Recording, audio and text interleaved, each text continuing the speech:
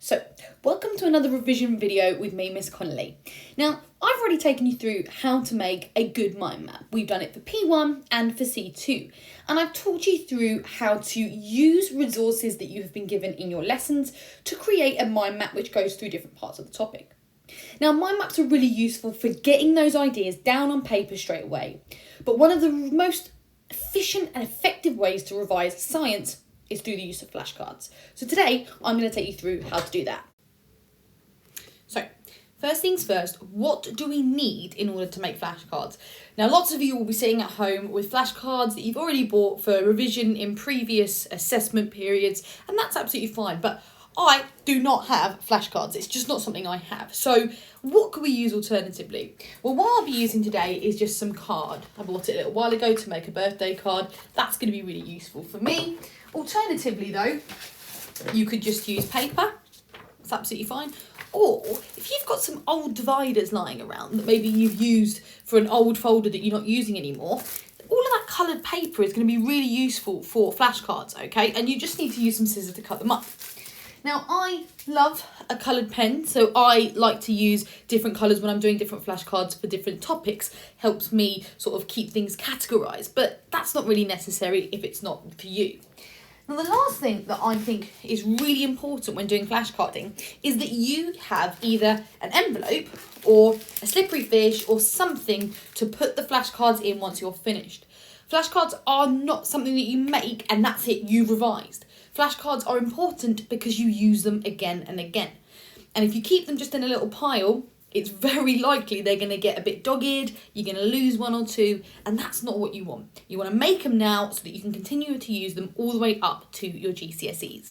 Now, when making flashcards out of an A4 piece of paper, I think the best thing to do is to fold it. What I'm going to do in a second is I'm going to fold it in half, and then I'm going to fold it in three. That way, I'm going to have some creases in my paper that I can then go along with some scissors and cut afterwards. So now you've got your flashcards, the next most important thing is how are you going to come up with the list of keywords to fill them. Now, for many of your subjects and science, you are going to have lists of keywords available to you. And if you still don't have them or you're not sure where to find them, please do ask your teacher. But you can create your own lists of keywords. And actually, this is an effective method to revise. So the first thing you should be doing is going to the resources that you have been given for your lesson. So that could be the slides, that could be watching the webinar. And as you go through them, you write down every time there's a keyword that's either been defined on the slides or in the webinar, or that has been highlighted but perhaps hasn't been given a definition for yet. So for example, I've just done a webinar this week on collision theory. Collision theory would be a great thing to have on my list of keywords because that's a really good flashcard to make. Now, once I've got that list of keywords, I then can begin making my flashcards. Now, in a flashcard, there's a number of different ways you could do it, but the first thing that you must always do is write down the name of the topic or the content item that you're going to revise on one side. Now, this should be small. This should be a keyword. This should be a question, or how do I lay out a question, or tips for answering this sort of question. But nice and simply, I'm just going to write collision theory on mine. Now, it actually doesn't matter how you do it. On this side is fine. So I have my flashcard, and on the one side is the name of the topic that I'm going to then fill in on the back.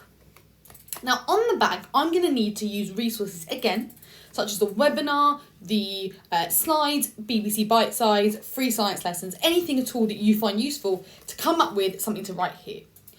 Now, there are two ways to do flashcards. Either you can put quite a large topic area and try and fit in as much of the information on the other side as possible so that when you test yourself, you can talk and talk and talk and see how much you covered. Or you can make really simple flashcards, the method that I prefer, and have a very simple definition on the back. So collision theory. Well, collision theory, I know, as a science teacher, is the theory that explains how particles react. So it's the idea that in order for particles to react, they need to collide and collide with enough energy so that those collisions can result in a reaction. That would go on the back here. Now, in collision theory, I could talk about activation energy. I could talk about the different ways you could affect the rate of a reaction. But that wouldn't go on this card because that's too much. That's not something that I'm going to remember in a quick fire method. So So what I want to do is make it really, really simple. So now you've filled in the back of your card, how can we make it easier for you to remember when you review it? Well, on this card here, you can see that I've used capitalization, where there's a word that's really important to the definition I'm writing down. And I've also used highlighters. And that just makes it really simple for when you're reviewing these to think about what are those key points that you need to include. Now, you may not do all of this the first time you make a flashcard. It might be when you come to test yourself that you find that there are specific things that you keep forgetting, and that might be the thing you highlight for next time. The other thing I've done is I've popped on the front here, what paper is this flashcard for? Now, in science, lots of the topics overlap, but you are going to sit 6 papers, most of you, and there will be a paper on each of these modules. There'll be 2 chemistry, 2 biology,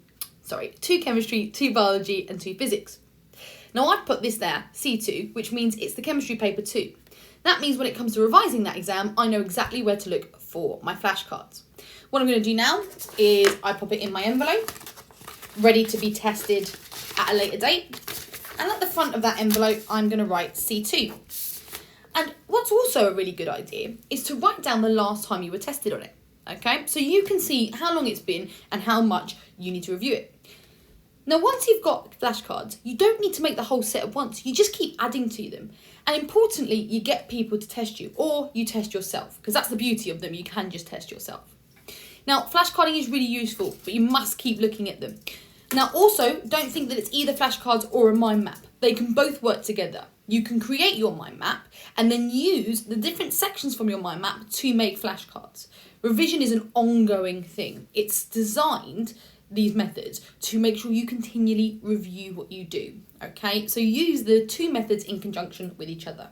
Remember, if you have any questions at all on how to revise, please let us know, and I'll continue to make videos wherever I see a gap that needs to be filled with a bit of instruction. Good luck.